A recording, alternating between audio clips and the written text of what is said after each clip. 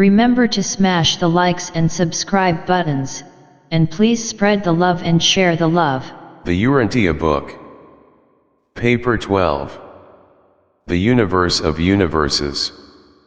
The immensity of the far-flung creation of the Universal Father is utterly beyond the grasp of finite imagination. The enormousness of the Master Universe staggers the concept of even my order of being. But the mortal mind can be taught much about the plan and arrangement of the universes. You can know something of their physical organization and marvelous administration. You may learn much about the various groups of intelligent beings who inhabit the 7 super-universes of time and the central universe of eternity. In principle, that is, in eternal potential, we conceive of material creation as being infinite because the Universal Father is actually infinite, but as we study and observe the total material creation, we know that at any given moment in time it is limited, although to your finite minds it is comparatively limitless, virtually boundless. We are convinced, from the study of physical law and from the observation of the starry realms, that the infinite Creator is not yet manifest in finality of cosmic expression, that much of the cosmic potential of the infinite is still self-contained and unrevealed. To created beings the Master Universe might appear to be almost infinite, but it is far from finished. There are still physical limits to the material creation. And the experiential revelation of the eternal purpose is still in progress. Space levels of the Master Universe. The universe of universes is not an infinite plane, a boundless cube, nor a limitless circle. It certainly has dimensions. The laws of physical organization and administration prove conclusively that the whole vast aggregation of force, energy and matter power functions ultimately as a space unit, as an organized and coordinated whole. The observable behavior of the material creation constitutes evidence of a physical universe of definite limits. The final proof of both a circular and delimited universe is afforded by the, to us, well-known fact that all forms of basic energy ever swing around the curved path of the space levels of the Master Universe in obedience to the incessant and absolute pull of paradise gravity. The successive space levels of the Master Universe constitute the major divisions of pervaded space total creation, organized and partially inhabited or yet to be organized and inhabited. If the Master Universe were not a series of elliptical space levels of lessened resistance to motion, alternating with zones of relative quiescence, we conceive that some of the cosmic energies would be observed to shoot off on an infinite range, off on a straight line path into trackless space, but we never find force, energy, or matter thus behaving. Ever they whirl, always swinging onward in the tracks of the great space circuits. Proceeding outward from paradise through the horizontal extension of pervaded space, the Master Universe is existent in 6 concentric ellipses, the space levels encircling the central isle. 1. The central universe Havana. 2. The 7 super-universes. 3. The first outer space level. 4. The second outer space level. 5. The third outer space level. 6. The fourth and outermost space level. Havana, the central universe, is not a time creation, it is an eternal existence. This never-beginning, never-ending universe consists of 1 billion spheres of sublime perfection and is surrounded by the enormous dark gravity bodies. At the center of Havana is the stationary and absolutely stabilized Isle of Paradise, surrounded by its 21 satellites. Owing to the enormous encircling masses of the dark gravity bodies about the fringe of the central universe, the mass content of this central creation is far in excess of the total known mass of all 7 sectors of the grand universe. The Paradise Havanus system, the eternal universe encircling the eternal isle, constitutes the perfect and eternal nucleus of the master universe. All 7 of the super-universes and all regions of outer space revolve in established orbits around the gigantic central aggregation of the Paradise satellites and the Havanus spheres. The 7 super-universes are not primary physical organizations, nowhere do their boundaries divide a nebular family, neither do they cross a local universe, a prime creative unit. Each super-universe is simply a geographic space clustering of approximately 1/7 of the organized and partially inhabited post-Havana creation, and each is about equal in the number of local universes embraced and in the space encompassed. Nebadon, your local universe, is one of the newer creations in Orvanton, the 7th super-universe. The grand universe is the present organized and inhabited creation. It consists of the 7 super-universes, with an aggregate evolutionary potential of around 7 trillion inhabited planets, not to mention the eternal spheres of the central creation. But this tentative estimate takes no account of architectural administrative spheres, neither does it include the outlying groups of unorganized universes. The present ragged edge of the grand universe, its uneven and unfinished periphery, together with the tremendously unsettled condition of the whole astronomical plot, suggests to our star students that even the 7 super-universes are, as yet, uncompleted. As we move from within, from the divine center outward in any one direction, we do, eventually, come to the outer limits of the organized and inhabited creation, we come to the outer limits of the grand universe. And it is near this outer border, in a far-off corner of such a magnificent creation, that your local universe has its eventful existence. The outer space levels. Far out in space, at an enormous distance from the 7 inhabited super-universes, there are assembling vast and unbelievably stupendous circuits of force and materializing energies. Between the energy circuits of the 7 super-universes and this gigantic outer belt of force activity, there is a space zone of comparative quiet, which varies in width but averages about 400,000 light-years. These space zones are free from stardust cosmic fog. Our students of these phenomena are in doubt as to the exact status of the space forces existing in this zone of relative quiet which encircles the 7 super-universes. But about 1/2 million light-years beyond the periphery of the present grand universe we observe the beginnings of a zone of an unbelievable energy action which increases in volume and intensity for over 25 million light-years. These tremendous wheels of energizing forces are situated in the first outer space level, a continuous belt of cosmic activity encircling the whole of the known, organized, and inhabited creation. Still greater activities are taking place beyond these regions, for the Diversey physicists have detected early evidence of force manifestations more than 50 million light-years beyond the outermost ranges of the phenomena in the first outer space level. These activities undoubtedly presage the organization of the material creations of the second outer space level of the master universe. The central universe is the creation of eternity. The 7 super-universes are the creations of time. The 4 outer space levels are undoubtedly destined to eventuate evolve the ultimacy of creation.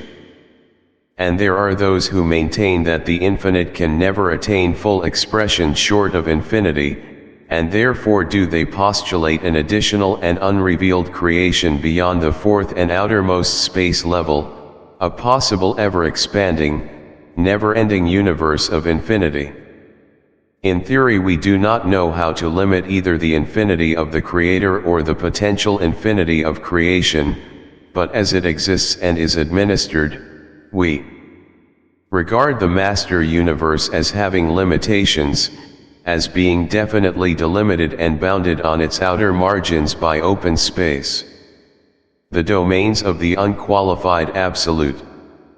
When Urantia astronomers peer through their increasingly powerful telescopes into the mysterious stretches of outer space and there behold the amazing evolution of almost countless physical universes, they should realize that they are gazing upon the mighty outworking of the unsearchable plans of the architects of the presence of certain paradise personality influences here and there throughout the vast energy manifestations now characteristic of these outer regions, but from the larger viewpoint the space regions extending beyond the outer borders of the 7 super-universes are generally recognized as constituting the domains of the unqualified absolute.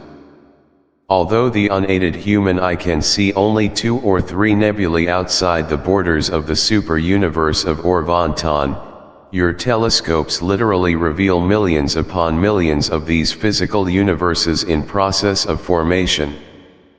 Most of the starry realms visually exposed to the search of your present day telescopes are in Urantia, but with photographic technique the larger telescopes penetrate far beyond the borders of the grand universe into the domains of outer space, where untold universes are in process of organization.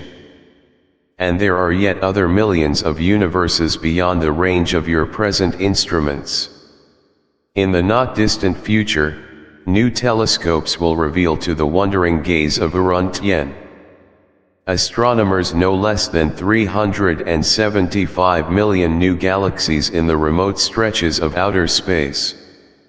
At the same time, these more powerful telescopes will disclose that many island universes formerly believed to be in outer space are really a part of the galactic system of Urantia.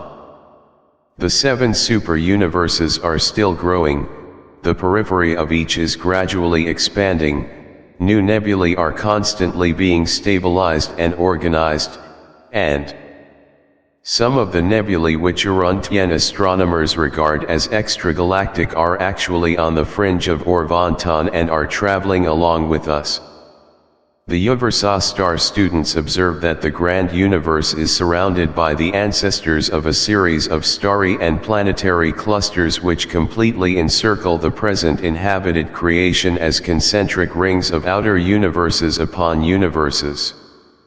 The physicists of Diversey calculate that the energy and matter of these outer and uncharted regions already equal many times the total material mass and energy charge embraced in all 7 super-universes.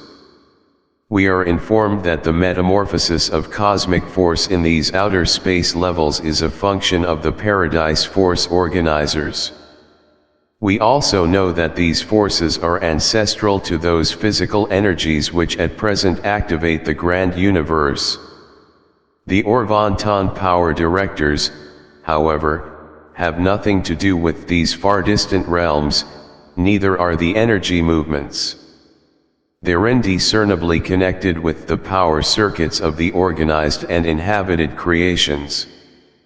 We know very little of the significance of these tremendous phenomena of outer space.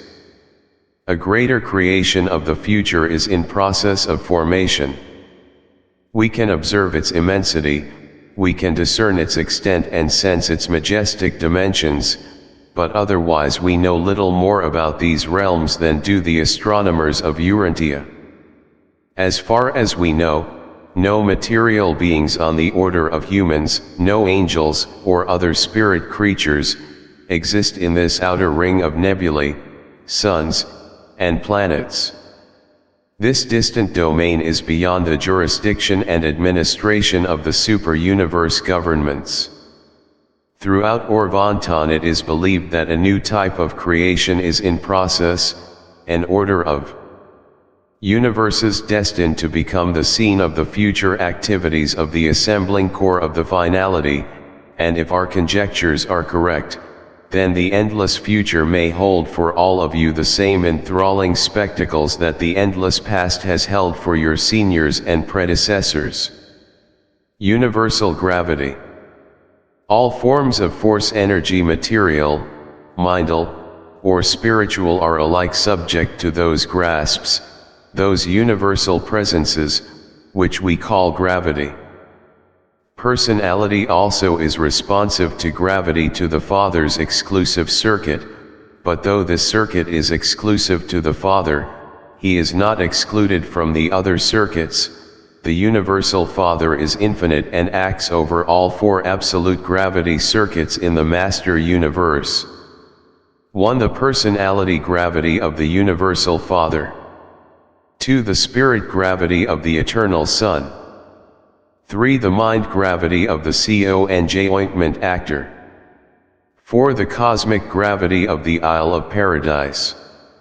These four circuits are not related to the nether paradise force center. They are neither force, energy, nor power circuits. They are absolute presence circuits and, like God, are independent of time and space. In this connection, it is interesting to record certain observations made on Urantia during recent millenniums by the core of gravity researchers. This expert group of workers has arrived at the following conclusions regarding the different gravity systems of the Master Universe. 1. Physical gravity. Having formulated an estimate of the summation of the entire physical gravity capacity of the grand universe, they have laboriously effected a comparison of this finding with the estimated total of absolute gravity presence now operative. These calculations indicate that the total gravity action on the grand universe is a very small part of the estimated gravity pull of paradise, computed on the basis of the gravity response of basic physical units of universe matter. These investigators reached the amazing conclusion that the central universe and the surrounding 7 super-universes are at the present time making use of only about 5% of the active functioning of the paradise absolute gravity grasp. In other words, at the present moment about 95% of the active cosmic gravity action of the Isle of Paradise, computed on this totality theory, is engaged in controlling material systems beyond the borders of the present organized universes. These calculations all refer to absolute gravity. Linear gravity is an interactive phenomenon which can be computed only by knowing the actual paradise gravity. 2. Spiritual gravity. By the same technique of comparative estimation and calculation, these researchers have explored the present reaction capacity of spirit gravity and, with the cooperation of solitary messengers and other spirit personalities, have arrived at the summation of the active spirit gravity of the second source and center. And it is most instructive to note that they find about the same value for the actual and functional presence of spirit gravity in the grand universe that they postulate for the present total of active spirit gravity. In other words, at the present time practically the entire spirit gravity of the Eternal Son, computed on this theory of totality, is observable as functioning in the grand universe. If these findings are dependable, we may conclude that the universes now evolving in outer space are at the present time wholly non-spiritual. And if this is true, it would satisfactorily explain why spirit-endowed beings are in possession of little or no information about these vast energy manifestations aside from knowing the fact of their physical existence. 3. Mind gravity. By these same principles of comparative computation, these experts have attacked the problem of mind gravity presence and response. The mind unit of estimation was arrived at by averaging 3 material and 3 spiritual types of mentality, although the type of mind found in the power directors and their associates proved to be a disturbing factor in the effort to arrive at a basic unit for mind gravity estimation. There was little to impede the estimation of the present capacity of the third source and center for mind gravity function in accordance with this theory of totality. Although the findings in this instance are not so conclusive as in the estimates of physical and spirit gravity, they are, comparatively considered, very instructive, even intriguing. These investigators deduce that about 85% of the mind gravity response to the intellectual drawing of the conj ointment actor takes origin in the existing grand universe. This would suggest the possibility that mind activities are involved in connection with the observable physical activities now in progress throughout the realms of outer space. While this estimate is probably far from accurate, it accords, in principle, with our belief that intelligent force organizers are at present directing universe evolution in the space levels beyond the present outer limits of the grand universe. Whatever the nature of this postulated intelligence, it is apparently not spirit gravity responsive. But all these computations are at best estimates based on assumed laws. We think they are fairly reliable. Even if a few spirit beings were located in outer space, their collective presence would not markedly influence calculations involving such enormous measurements. Personality gravity is non-computable. We recognize the circuit, but we cannot measure either qualitative or quantitative realities responsive thereto. Space and motion. All units of cosmic energy are in primary revolution, are engaged in the execution of their mission, while swinging around the universal orbit. The universes of space and their component systems and worlds are all revolving spheres, moving along the endless circuits of the master universe space levels. Absolutely nothing is stationary in all the master universe except the very center of Havana, the eternal Isle of Paradise, the center of gravity. The unqualified absolute is functionally limited to space, but we are not so sure about the relation of this absolute to motion. Is motion inherent therein? We do not know. We know that motion is not inherent in space, even the motions of space are not innate. But we are not so sure about the relation of the unqualified to motion. Who, or what, is really responsible for the gigantic activities of force energy? Transmutations now in progress out beyond the borders of the present 7 super-universes. Concerning the origin of motion we have the following opinions. 1. We think the conj ointment actor initiates motion in space. 2. If the conj ointment actor produces the motions of space, we cannot prove it. 3. The universal absolute does not originate initial motion but does equalize and control all of the tensions originated by motion. In outer space the force organizers are apparently responsible for the production of the gigantic universe wheels which are now in process of stellar evolution, but their ability so to function must have been made possible by some modification of the space presence of the unqualified absolute. Space is, from the human viewpoint, nothing negative, it exists only as related to something positive and non-spatial. Space is, however, real. It contains and conditions motion. It even moves. Space motions may be roughly classified as follows.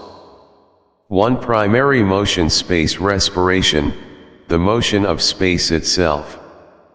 2. Secondary motion, the alternate directional swings of the successive space levels.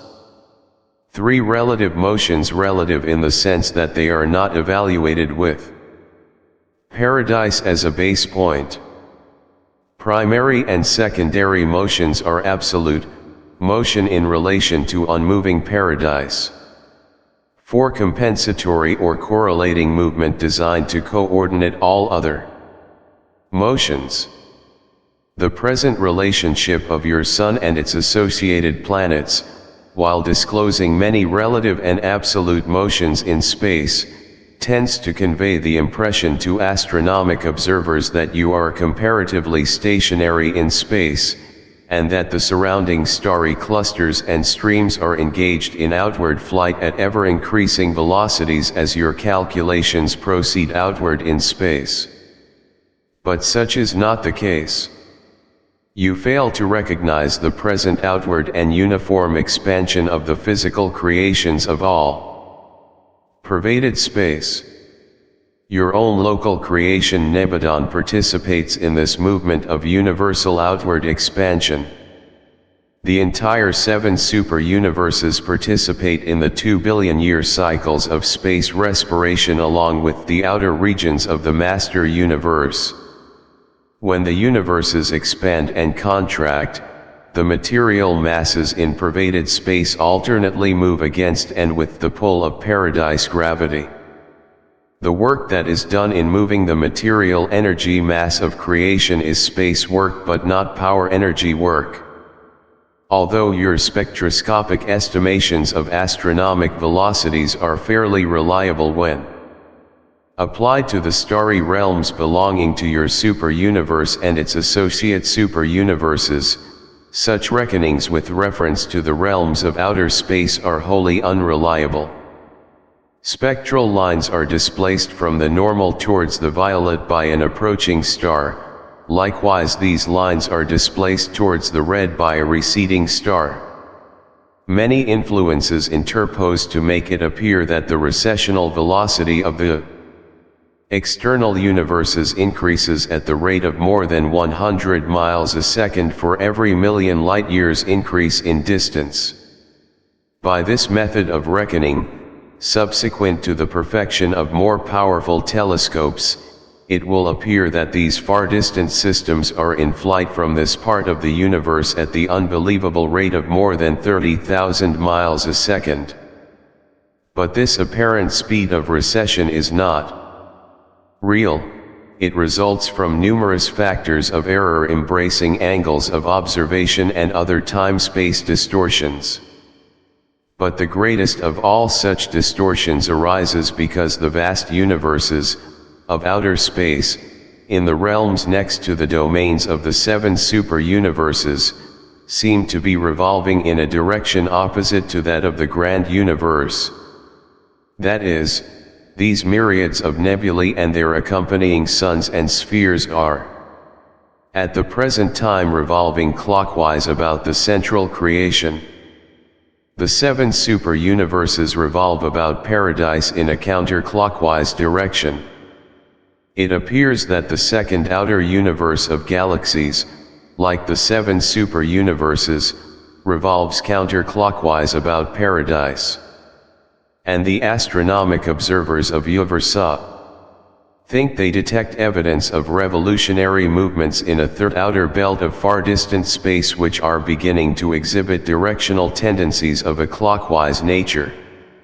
It is probable that these alternate directions of successive space precessions of the universes have something to do with the intramaster universe gravity technique of the universal absolute, which consists of a coordination of forces and an equalization of space tensions. Motion as well as space is a complement or equilibrant of gravity. Space and time. Like space, time is a bestowal of paradise, but not in the same sense, only indirectly. Time comes by virtue of motion and because mind is inherently aware of sequentiality. From a practical viewpoint, motion is essential to time, but there is no universal time unit based on motion except insofar as the paradise having a standard day is arbitrarily so recognized. The totality of space respiration destroys its local value as a time source. Space is not infinite, even though it takes origin from paradise, not absolute, for it is pervaded by the unqualified absolute. We do not know the absolute limits of space, but we do know that the absolute of time is eternity. Time and space are inseparable only in the time-space creations, the 7 super-universes.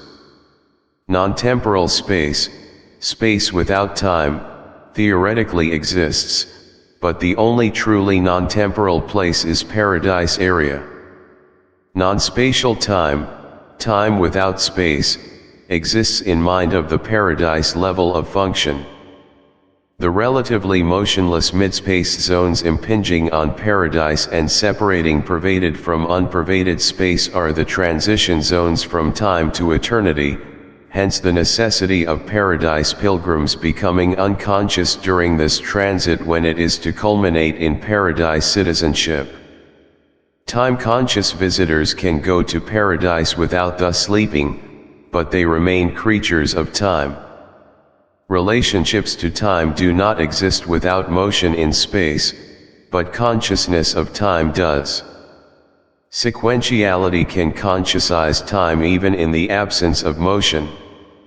Man's mind is less time-bound than space-bound because of the inherent nature of mind. Even during the days of the earth life in the flesh, though man's mind is rigidly space-bound, the creative human imagination is comparatively time-free. But time itself is not genetically a quality of mind. There are 3 different levels of time cognizance. 1 mind-perceived time consciousness of sequence, motion, and a sense of duration. 2 spirit-perceived time insight into motion Godward and the awareness of the motion of ascent to levels of increasing divinity. 3 personality creates a unique time sense out of insight into reality plus a consciousness of presence and an awareness of duration.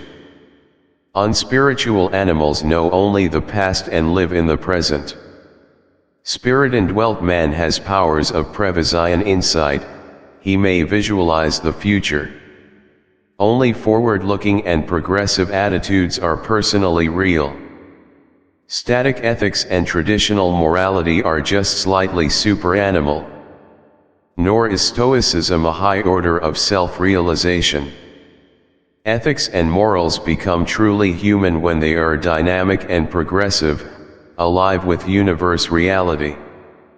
The human personality is not merely a concomitant of time and space events, the human personality can also act as the cosmic cause of such events.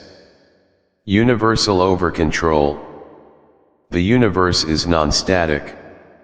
Stability is not the result of inertia but rather the product of balanced energies, cooperative minds, coordinated Urantias, spirit over-control, and personality unification.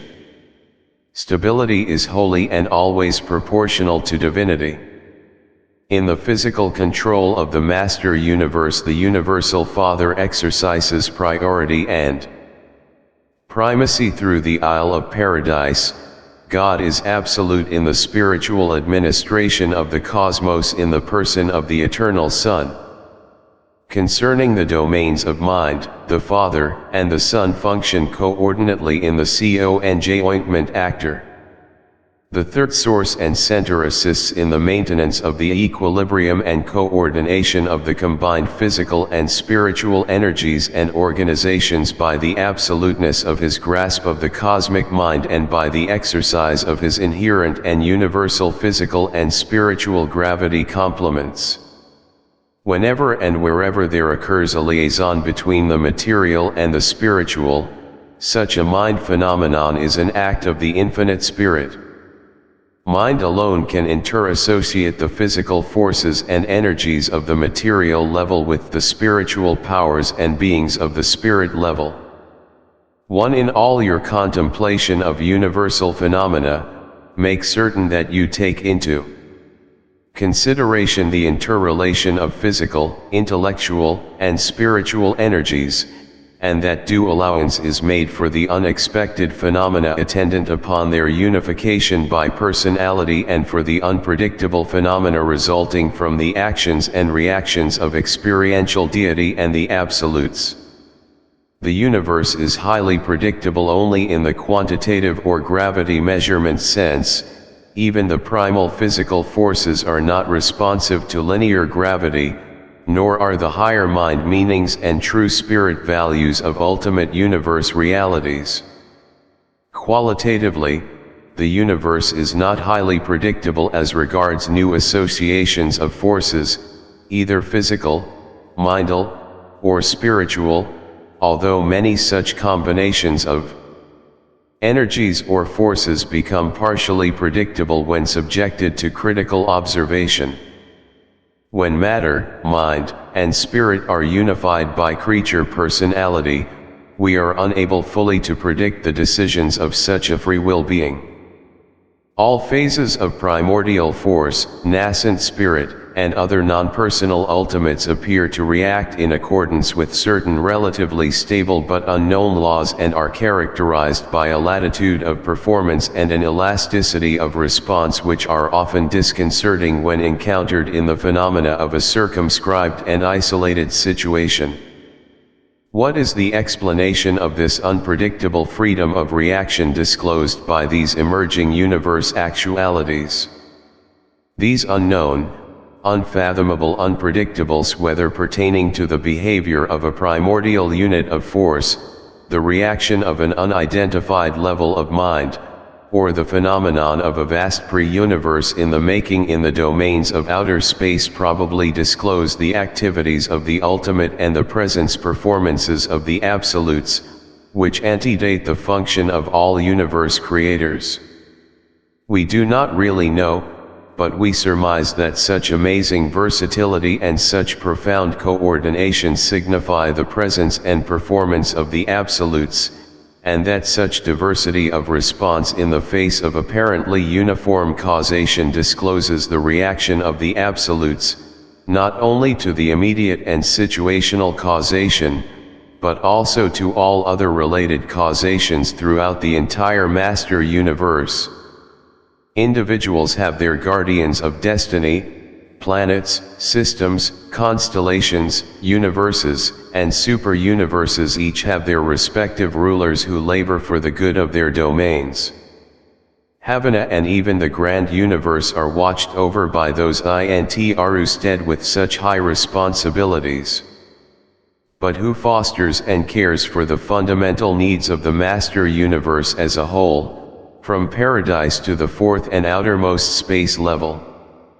Existentially, such overcare is probably attributable to the Paradise Trinity, but from an experiential viewpoint, the appearance of the post-Havana universes is dependent on 1. The absolutes in potential, 2. The ultimate in direction, 3. The supreme in evolutionary coordination, 4. The architects of the master universe in administration prior to the appearance of specific rulers.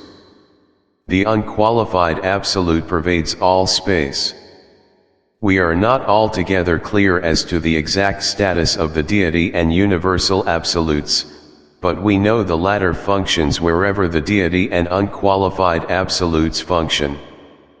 The deity absolute may be universally present but hardly space present. The ultimate is, or sometime will be, space present to the outer margins of the fourth space level. We doubt that the ultimate will ever have a space presence beyond the periphery of the master universe, but within this limit the ultimate is progressively integrating the creative organization of the potentials of the three absolutes. The part and the whole. There is operative throughout all time and space and with regard to all reality of whatever nature an inexorable and impersonal law which is equivalent to the function of a cosmic providence. Mercy characterizes God's attitude of love for the individual, impartiality motivates God's attitude toward the total. The will of God does not necessarily prevail in the heart of any one personality, but his will does actually rule the whole, the universe of universes. In all his dealings with all his beings, it is true that the laws of God are not inherently arbitrary. To you, with your limited vision and finite viewpoint, the acts of God must often appear to be dictatorial and arbitrary. The laws of God are merely the habits of God, his way of repeatedly doing things, and he ever does all things well. You observe that God does the same thing in the same way, repeatedly, simply. Because that is the best way to do that particular thing in a given circumstance, and the best way is the right way, and therefore does infinite wisdom always order it done in that precise and perfect manner. You should also remember that nature is not the exclusive act of deity. Other influences are present in those phenomena which man calls nature. It is repugnant to the divine nature to suffer any sort of deterioration or ever to permit the execution of any purely personal act in an inferior way. It should be made clear, however, that, if, in the divinity of any situation, in the extremity of any circumstance, in any case where the course of supreme wisdom might indicate the demand for different conduct, if the demands of perfection might for any reason dictate another method of reaction, a better one, then and there would the all-wise God function in that better and more suitable way. That would be the expression of a higher law, not the reversal of a lower law. God is not a habit-bound slave to the chronicity of the repetition of his own voluntary acts. There is no conflict among the laws of the infinite. They are all perfections of the infallible nature. They are all the unquestioned acts expressive of faultless decisions. Law is the unchanging reaction of an infinite, perfect, and divine mind. The acts of God are all volitional, notwithstanding this apparent sameness.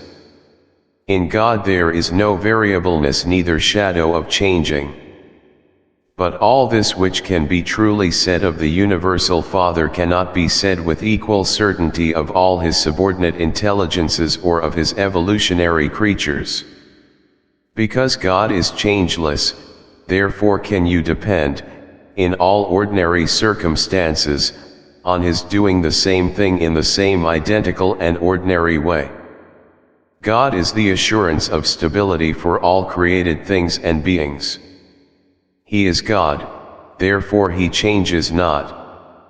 And all this steadfastness of conduct and uniformity of action is personal, conscious, and highly volitional, for the great God is not a helpless slave to his own perfection and infinity. God is not a self-acting automatic force, he is not a slavish law-bound power. God is neither a mathematical equation nor a chemical formula. He is a free will and primal personality. He is the Universal Father, a being surcharged with personality and the universal fount of all creature personality.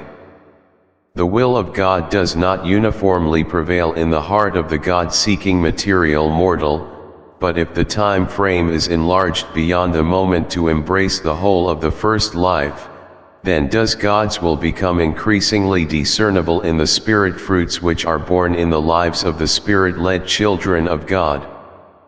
And then, if human life is further enlarged to include the Urantia experience, the divine will is observed to shine brighter and brighter in the spiritualizing acts of those creatures of time who have begun to taste the divine delights of experiencing the relationship of the personality of man with the personality of the Universal Father.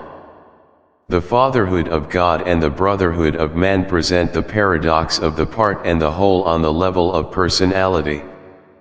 God loves each individual as an individual child in the heavenly family.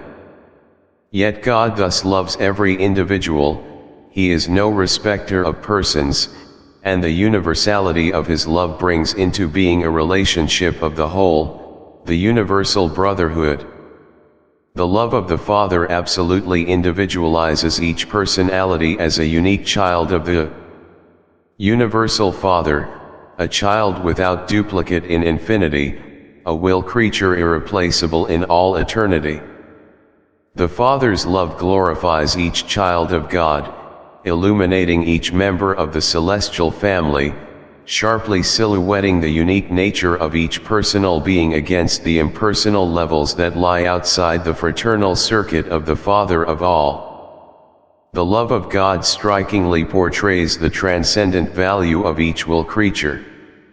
Unmistakably reveals the high value which the Universal Father has placed upon each and every one of his children, from the highest creator personality of paradise status to the lowest personality of will dignity among the savage tribes of men in the dawn of the human species on some evolutionary world of time and space.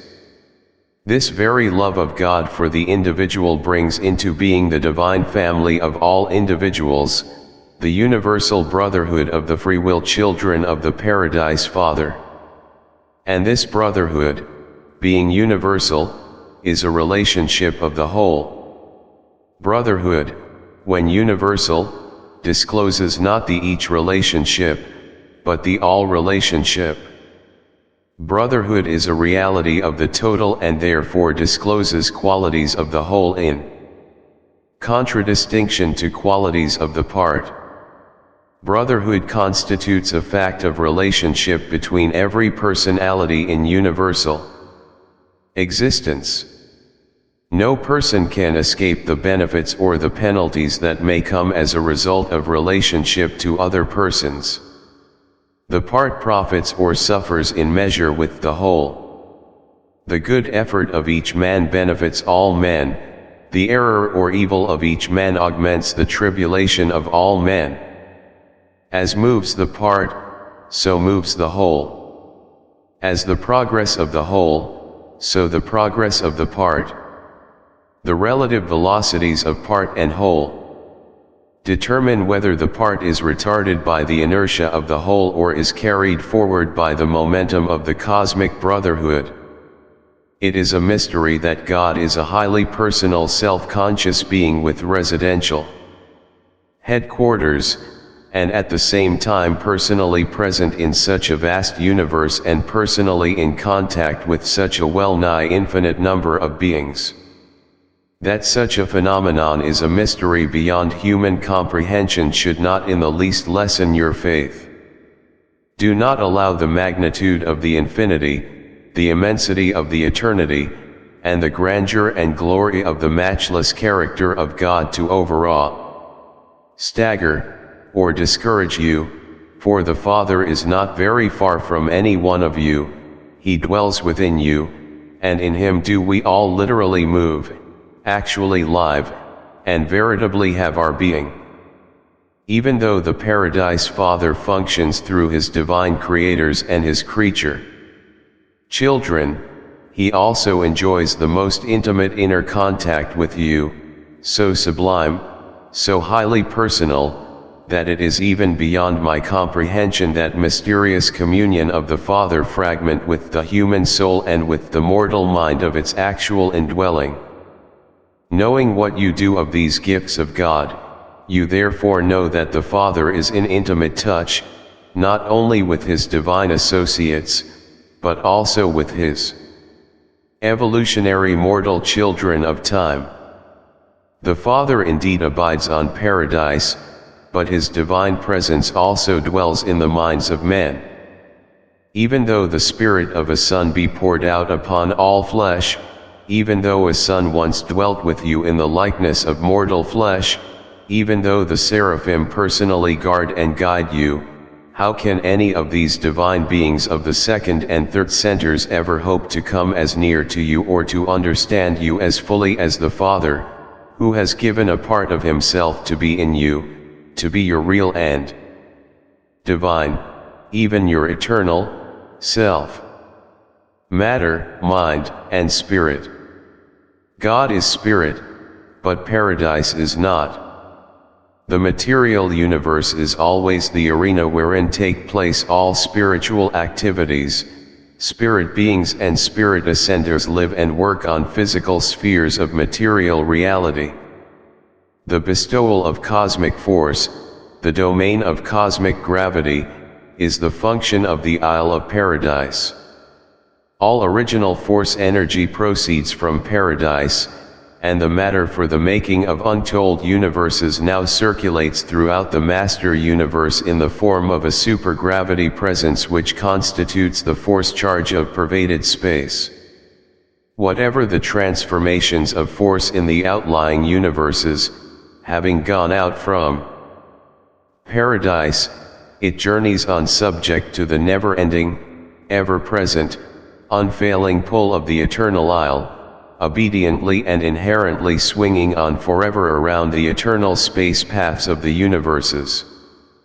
Physical energy is the one reality which is true and steadfast in its obedience to universal law. Only in the realms of creature volition has there been deviation from the divine paths and the original plans. Power and energy are the universal evidences of the stability, constancy, and eternity of the central Isle of Paradise. The bestowal of spirit and the spiritualization of personalities, the domain of spiritual gravity, is the realm of the eternal Sun. And this spirit gravity of the Sun, ever drawing all spiritual realities to himself, is just as real and absolute as is the all-powerful material grasp of the Isle of Paradise.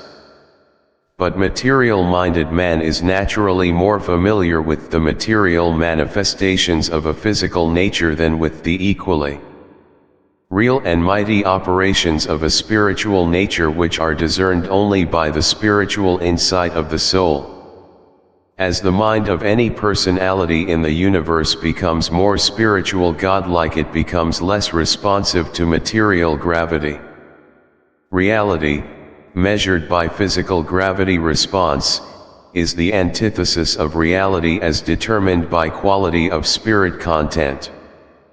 Physical gravity action is a quantitative determiner of non-spirit energy. Spiritual gravity action is the qualitative measure of the living energy of divinity. What paradise is to the physical creation, and what the eternal Sun is to the spiritual universe, the conjoint actor is to the realms of mind the intelligent universe of material, moral, and spiritual beings and personalities. The conjoint actor reacts to both material and spiritual realities and therefore inherently becomes the universal minister to all intelligent beings, beings who may represent a union of both the material and spiritual phases of creation. The endowment of intelligence, the ministry to the material and the spiritual in the phenomenon of mind, is the exclusive domain of the conjoint actor, who thus becomes the partner of the spiritual mind, the essence of the Urantia mind, and the substance of the material mind of the evolutionary creatures of time.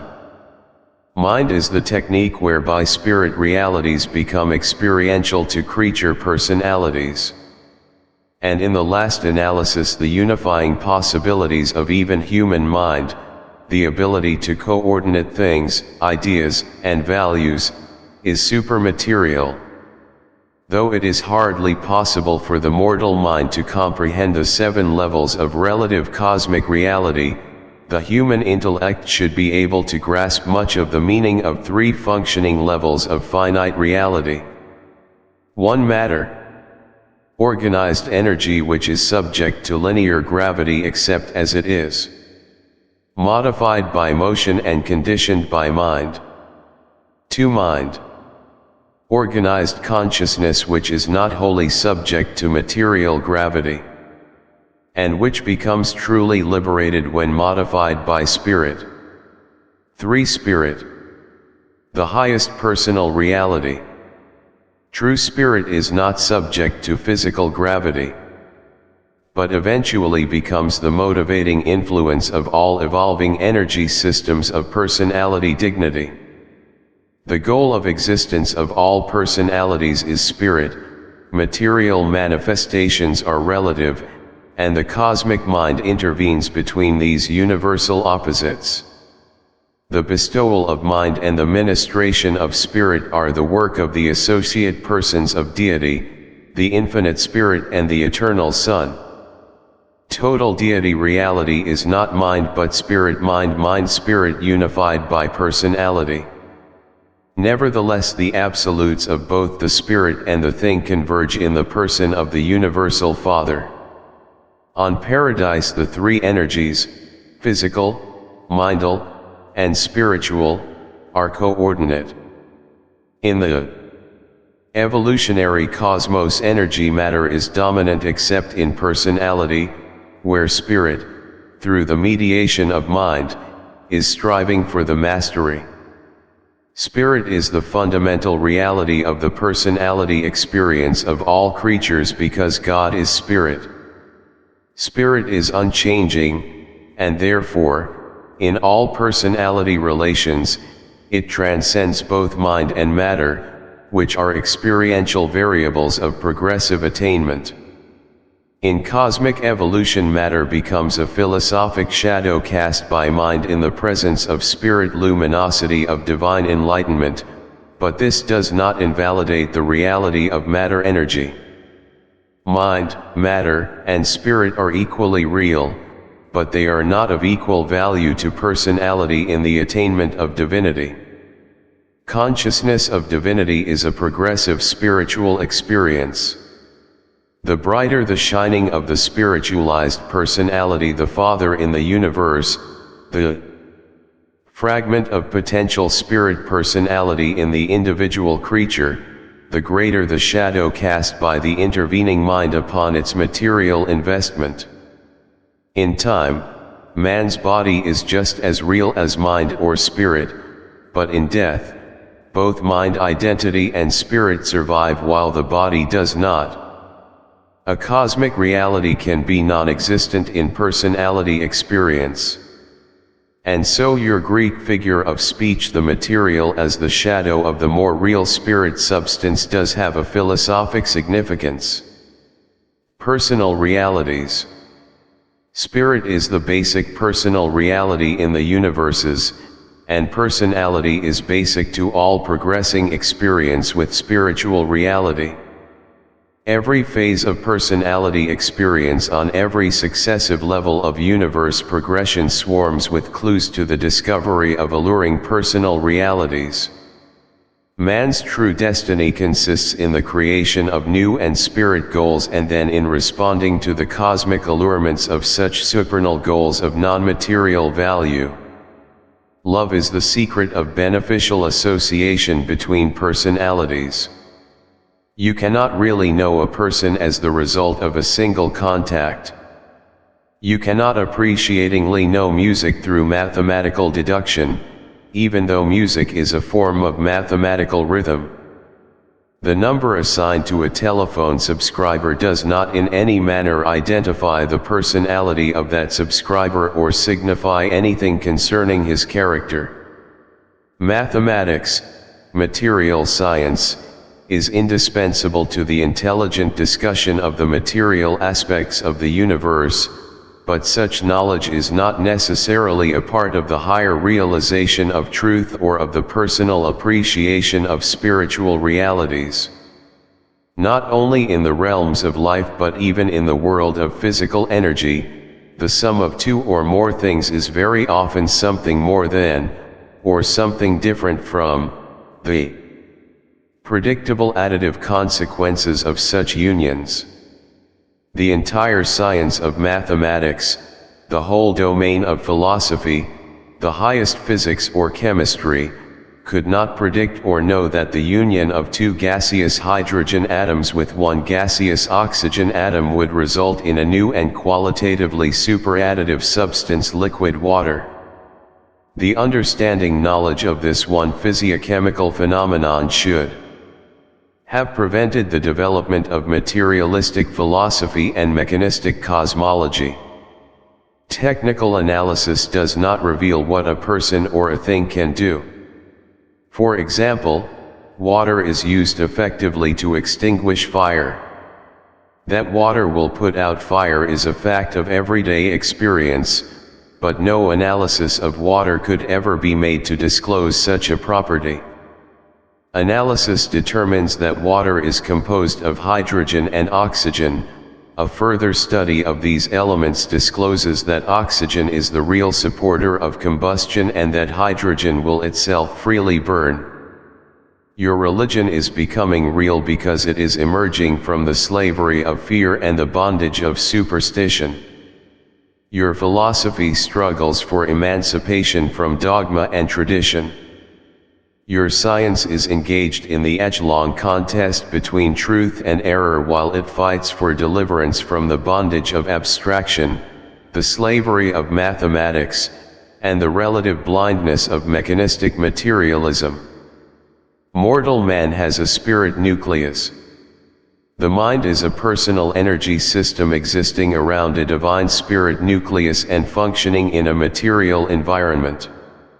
Such a living relationship of personal mind and spirit constitutes the universe potential of eternal personality.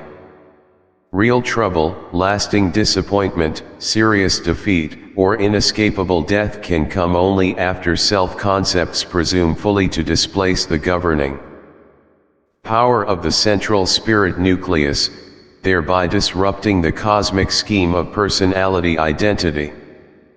Presented by a perfecter of wisdom acting by authority of the ancients of days. Remember to smash the likes and subscribe buttons, and please spread the love and share the love.